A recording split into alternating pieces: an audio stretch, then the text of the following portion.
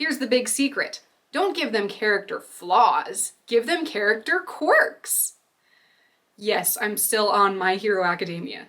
It's really good, you guys.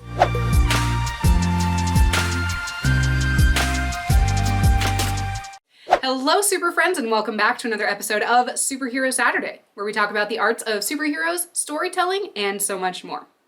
If you're watching this video, chances are you've probably heard this tip, that if you're designing a character, you should give them flaws to make them interesting. And I'm also sure that you've seen this tip in action and you know that it does work. I'm sure you have characters out there that are your absolute favorites because of their flaws, and not even just because of, what they do, or, a cool story or a cool power or whatever. A character with no flaws is just kind of perfect, and it's not even really a character of a person, it's just kind of a concept. These flaws are what makes a character more interesting to the reader. It makes them more relatable, it makes them more human. It gives them dimensionality, it makes them more realistic, and more importantly, it gives you something to build off of when you're designing a story to go along with this character that involves some kind of plot or character development. If your characters start off by being flawless at the beginning of the story, then it's really hard for your audience to follow along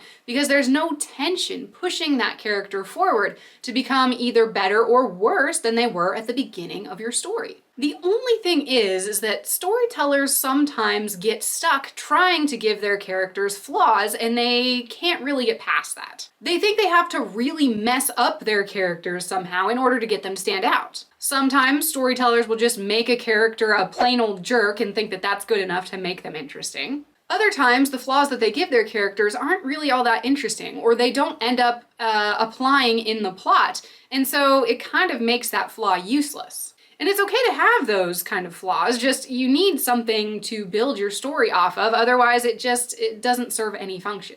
And in some extreme situations, storytellers will throw every kind of flaw they can at a character until they're so messed up that we don't know what issue they're dealing with at any point in the story. It's just a hot mess. For me, the trick to making a character stand out, whether it's a main character or the antagonist or just a bystander, is to give them character quirks instead of character flaws. Yes, I'm using My Hero Academia language here, but it works really well, I promise. See, the difference between a flaw and a quirk is that a flaw implies that whatever aspect of this character's design is something that is inherently bad, something that prevents the character from doing what they want to do. Whereas a quirk is something that can be used either for good or for bad. It's something unique about that character that could possibly be used as a tool in their arsenal or as a thorn in their side.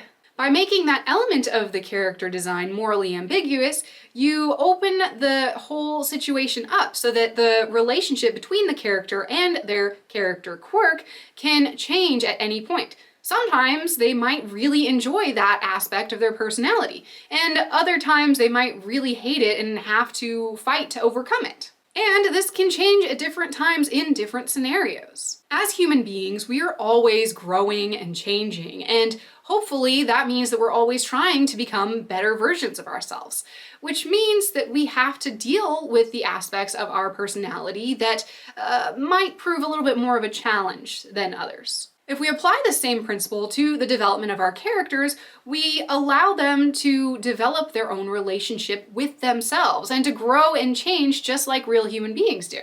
Plus, we can expand on those in the plot at different points in time and see how that makes the relationship between the audience and the character grow. Quirks make a character much more interesting than just plain flaws. So, since I'm on a My Hero Academia kick this season, let's go ahead and take an example from my favorite character on the show, All Might. Yes, I'm a sucker for a Superman type. But that's the thing, is All Might is literally a Superman type. His character was created with the idea of the perfect American superhero in mind. He even has the same super strength, sort of flight capability, and indomitable spirit that represents Superman so well. And actually, when you put their character stats side by side, they look pretty similar. However, All Might is objectively much more interesting than Superman, even though it pains me to say it. In fact, a lot of people say that Superman is one of the most boring superheroes out there. which is understandable because there are plenty of stories out there in which the character's flaws kind of fall flat and they don't work really well in the story because they're not used properly. There are many times when Superman is depicted as this kind of perfect character and Clark Kent is just really Superman with a mask on. And that really doesn't do it for me, or a lot of people who are big fans of Superman. Therefore, the main reason why All Might's story kicks Superman's story's butt sometimes is not because of any real difference in power or construction. It's because All Might has a super compelling set of character quirks that both make and break his story. And sometimes Superman's doesn't.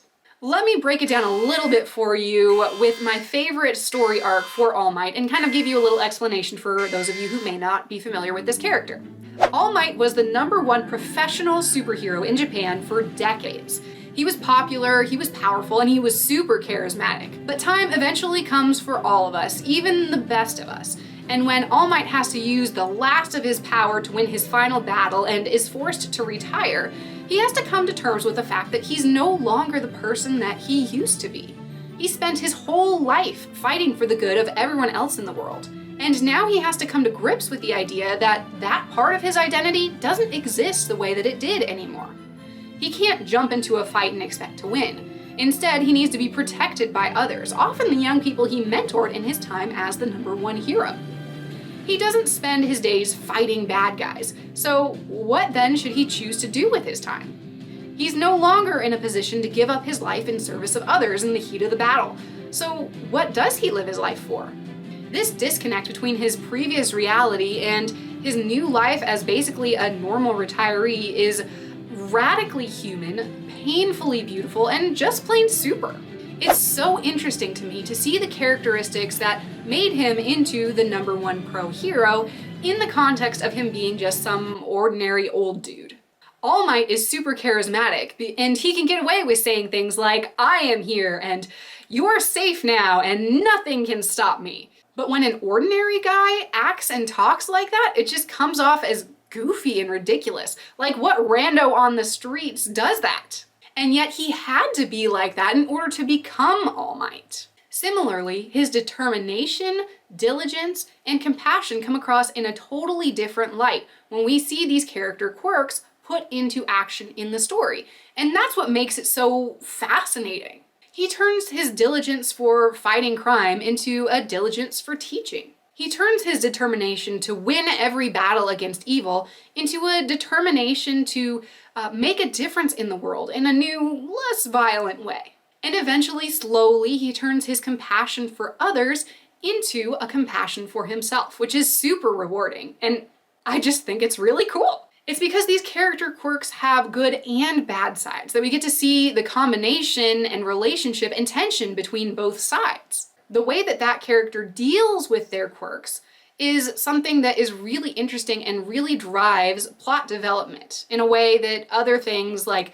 bad guy plans and superpower development just don't, on their own at least. All Might's audacity to fight the good fight can come across as being really good, or it can make him look foolish. His diligence and determination can make him seem tenacious, or just stubborn and obstinate. His compassion as an essential element of being a superhero, as someone who cares for the well-being of others, can be a great thing and is essential to his character.